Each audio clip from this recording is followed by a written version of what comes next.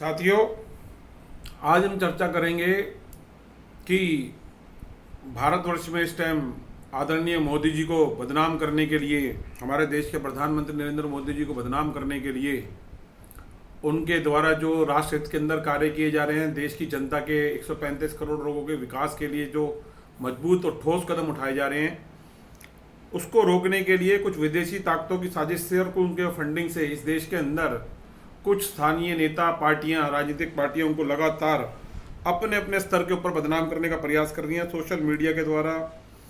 मैं सब साथियों से ये बताना चाहूँगा, इस देश के किसी भी नागरिक को घबराने की जरूरत नहीं है। ऐसा कुछ नहीं हो रहा। जो आर्थिक मंदी इस टाइम है वो पूरे विश्व के अंदर है, इस टाइम सारी दुनिया जानती है। कोरोना की बीमारी जो है पूरे विश्व में 6 महीने से चल रही है। सभी स्थानीय कार्यालय, प्राइवेट संस्थान बंद है। गवर्नमेंट ने अनलॉकडाउन कर दिया, तब भी लोग घर पे हैं आधे से ज़्यादा। दूसरी बात मैं ये कहना चाहूँगा कि आज सुबह एक हमारे दिल्ली पुलिस के एक्स एसीपी और एक वक्ता से आज थोड़ा सा मेरा इस बात को लेकर जरूर विवाद रहा। मैं आपके साथ चर्चा करना चाहूँगा। 13/8/2020 का समय है। वो ये बार बार कहना चाह रहे थे कि मोदी जी ने देश बेच दिया, कंपनियां बेच दी, ये कर दिया, वो कर दिया। पहली बात तो ये बताना चाहूँगा कि हमारे देश के जो ये प्रधानमंत्री नरेंद्र मोदी जी है, इनकी कोई परिवार की विरासत ऐसी नहीं है कि इन्होंने इनके बाद या इनके परिवार को इन्होंने कोई टिकट दी हो, किसी को एमपी बनाया हो, सांसद बनाया हो, मुख्यमंत्री बनाया हो, किसी स्टेट का गवर्नर बनाया हो, कहीं बाहर का एम्बेसडर बनाया हो। ये एक ऐसा प्रधानमंत्री है जो सिर्फ 135 करोड़ की जनता के राइट्स के लड़ रहा है। कोई कंपनी कहीं बिकने नहीं जा रही, किसी कंपनी का कोई मर्ज नहीं हो रहा। और इस देश के अंदर एम्प्लॉयमेंट बढ़ाने के लिए जो पढ़ा लिखा रोजगार, जो पढ़ा लिखा नौजवान, जो पढ़ा लिखा बच्चा आज जिसको नौकरी का मौका नहीं मिल पा रहा, जो आदमी आज काम नहीं कर पा रहा, जिसका कारण पिछले 60-65 साल के अंदर जो नीतियां रही, जिसकी वजह से आज स्थिति ये आ गई है। ब्लैक मनी को खत्म करने के लिए, आज ब्लैक मनी जब थी इस देश के अंदर, साथियों आप गवाह हो कि 100 गुना रेट बढ़े हैं 20 साल के अंदर जमीनों के अंदर। और आज पिछले 12-10 आप 6-7 साल का रिकॉर्ड उठा के देख लो, जमीनों के रेट को बढ़ने से इन्होंने रोक दिया है। हमारे देश के प्रधानमंत्री जी ने इस रेट को इसलिए रोका है कि ताकि आम आदमी, जिस आदमी जो आज किराए पे रह रहा है, जो किसान आज खेतों में काम कर रहा है, जो बॉर्डर पे मजदूर आज सिपाही काम कर रहा है, जो मजदूर आज मकानों के अंदर काम कर रहा है, वो अपने भविष्य का सपना पूरा कर सके, उसके बच्चे अपना सपना पूरा कर सके, अपने खुद का मकान ले सके। जमीनों के दाम पे इसलिए रोक लगा रखी है। ब्लैक मार्केटिंग को, जमाखोरी को रोकने के लिए पूरे प्रयास किए जा रहे हैं देश के अंदर। जो सरकारी कंपनियों के अंदर, जिन कंपनियों का हवाला लगातार मीडिया में आ रहा है, आप उनके सामने आंकड़े का इतिहास उठा के देख लो कि सन 2002 के अंदर जब डेसू को प्राइवेटाइजेशन करके एनडीपीएल के और प्राइवेट कंपनियों के हाथ में सौंपा गया था, क्या हालत दिल्ली की थी। और आज वो डेसू हमेशा घाटे में रहती थी, 1.5-2 लाख रुपए तनख्वाह होती थी एम्प्लॉइज की। और आज वही हाथ बीएसएनएल में हो रहा है। आपके सामने लोग अलग अलग तर्क दे रहे हैं। बहुत बड़ी इनको जमीनें मिली हुई हैं, कोड़ियों के भाव में जमीन मिली हुई है सरकारी कंपनियों को, लेकिन अफसरों ने वहां मन माना अपना एक सिस्टम बना दिया है। 65 साल से जो सरकार चलती आ रही थी, उनके इशारे पे काम कर रहे हैं। जो आज मोदी जी के नेतृत्व में सरकार है, उसको काम नहीं करने दे रहे। उनके खिलाफ एक्शन लें तो वहां मीडिया में खड़े हो जाते हैं कि भ्रष्टाचार का केस दर्ज हो गया। असली कारण है कि ये सरकारी जो कुछ अधिकारी ऐसे हैं, कुछ परसेंट ऐसे सरकारी कर्मचारी हैं जिन्होंने सरकारी कार्यालयों को और सरकारी दफ्तरों को अपना प्राइवेट लिमिटेड ऑफिस बना लिया है। काम नहीं करना चाहते, काम करने नहीं देना चाहते, सरकारी कंपनियों को विकास नहीं करने देना चाहते, टैलेंटेड बच्चे को अंदर नौकरी नहीं करने देना चाहते। ये वो लोग हैं जो रोक के बैठे हुए हैं। और सारी भारत की 135 करोड़ जनता गवाह त्रस्त है इन लोगों से। कोई भी काम अगर डिजिटलाइजेशन होता है, कंप्यूटर खराब कर देते हैं, कभी सर्वर डाउन कर देते हैं, सब इनके हाथ के अंदर है। इनके और इनके साथ काम करने वाले कुछ लोगों, इन लोगों के ऊपर लगाम लगाने के लिए, अकाउंटेबिलिटी बढ़ाने के लिए एडमिनिस्ट्रेटिव जो एक प्रशासन जो है ऐसी कंपनियों को दिया जा रहा है, जिनसे कई तरह के एग्रीमेंट तय किए जा रहे हैं कि इस देश के युवा रोजगार को ही, नौजवान को ही वो काम देंगे। कोई कंपनी बिक के कोई पैसा किसी के पास नहीं जा रहा, ना मोदी जी लेके जाने वाले। इनका तो सब कुछ यही है। और जब ये प्रभु के ऊपर आ रहे होंगे तब भी इनका सब कुछ यहीं रह जाना है। और अब जब है तब भी जनता की सेवा में है। तो इसलिए जो इस तरह के लाछन लगाने वाले पढ़े लिखे आदमी है, मैं उनको ये बताना चाहता हूँ कि खास तौर से वो इस बात का विशेष ध्यान रखें। अगर कोई अनपढ़ आदमी, इलिटरेट आदमी ये बात कहता है तो हमें उसकी बात के ऊपर कमेंट करने की जरूरत नहीं है, हमें उसको समझाना चाहिए। लेकिन अगर पढ़ा लिखा आदमी अगर ये बात आज कहता है तो वो सब बात शर्म से जुड़ जाती है, क्योंकि जो भ्रष्टाचार में लिप्त लोग हैं आज वो मोदी जी का विरोध कर रहे हैं। आज जो ब्लैक मनी का एक होल्डर है वो मोदी जी का विरोध कर रहा है, जो जमाखोरी करने वाला आदमी है वो मोदी जी का विरोध कर रहा है। भारत की आर्मी सेना जो बॉर्डर के ऊपर खड़ी हुई है दिन रात ठंड के अंदर गर्मी के अंदर, जो अपनी जान देकर अपना देश की रक्षा कर रहे हैं, वो आज मोदी जी का विरोध कर रहा है। जो पाकिस्तान की तारीफ करने वाले लोग हैं वो लोग आज मोदी जी का विरोध कर रहे हैं। जो कल तक राम मंदिर का विरोध करते थे आज वो लोग मोदी जी की तारीफ कर रहे हैं, कह रहे हैं कि हाँ राम मंदिर का काम अच्छा हुआ है देश के अंदर। देश के अंदर जनता कोई किसी फैसले के खिलाफ नहीं है। ये चंद मुट्ठी भर लोग जो 10-20 हजार लाख रुपए की संख्या में होंगे, ये आदमी अपना ब्लैक मनी का और इसका साधनों का प्रयोग कर रहे हैं और अपनी इस ब्लैक मनी को बचाने के लिए और अपनी केयरलेस ड्यूटी को बचाने के लिए ये प्रशासनिक लोग कुछ जो है आज मोदी जी को बदनाम करने का प्रयास कर रहे हैं। 135 करोड़ व्यक्तियों का विकास रोकने का प्रयास कर रहे हैं भारतीयों का।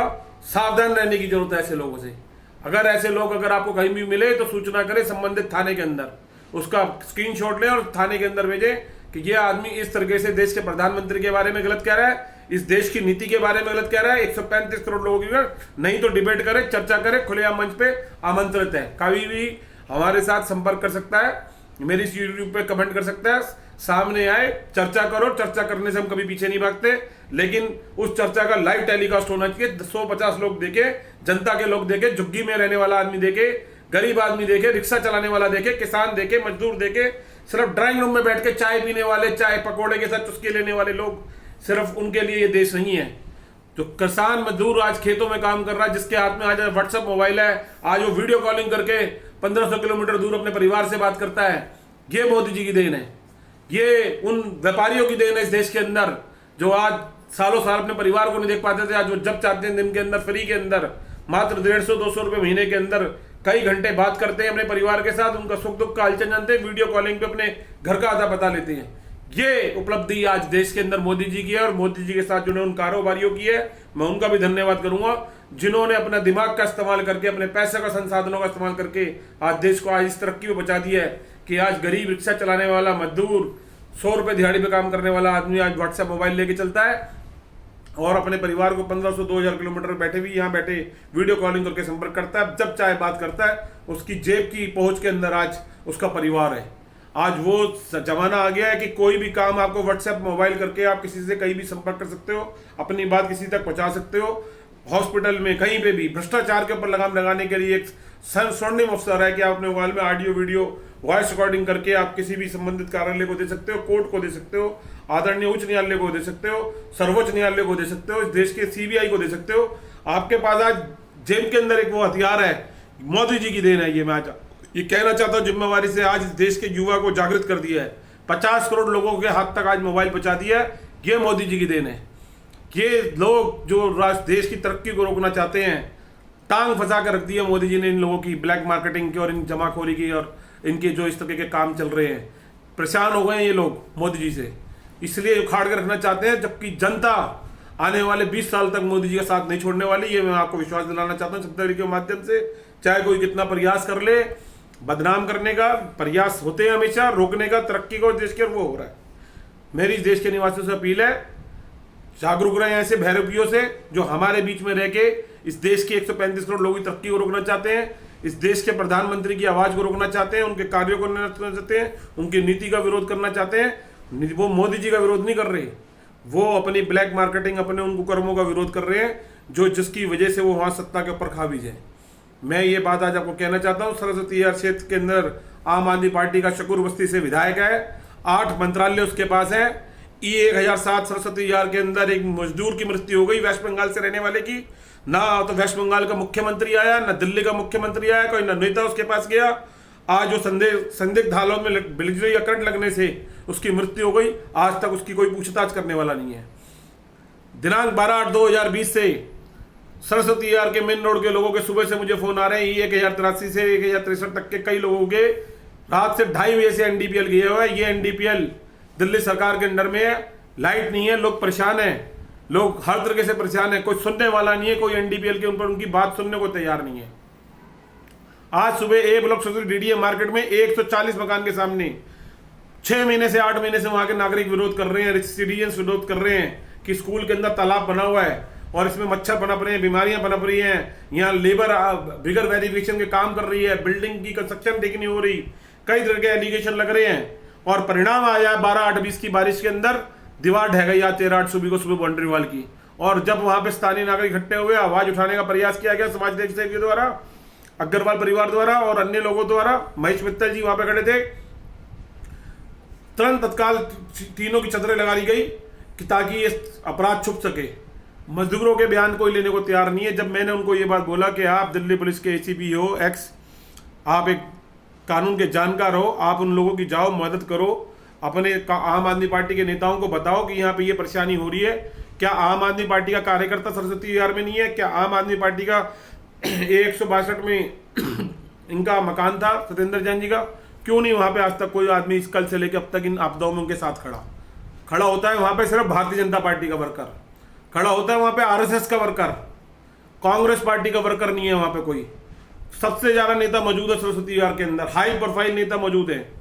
गली के बाहर 162 में सरस्वती विहार का सत्येंद्र जैन जी का निवास था ना, आसपास उनके कई कार्यकर्ता हैं जो मार्केट तक तो पहुंचते हैं, सिविल और से डीडीए मार्केट के अंदर पहुंचते हैं, डिस्पेंसरी तक पहुंचते हैं, स्कूल तक पहुंचते हैं, लेकिन जब विपता आती है तो सिर्फ बीजेपी और आरएसएस का कार्यकर्ता वहां खड़ा हुआ। ये मैं आपको जिम्मेवारी से कह रहा हूं, सुबह वहां जाके जांच करवा लो किसी भी तरह की।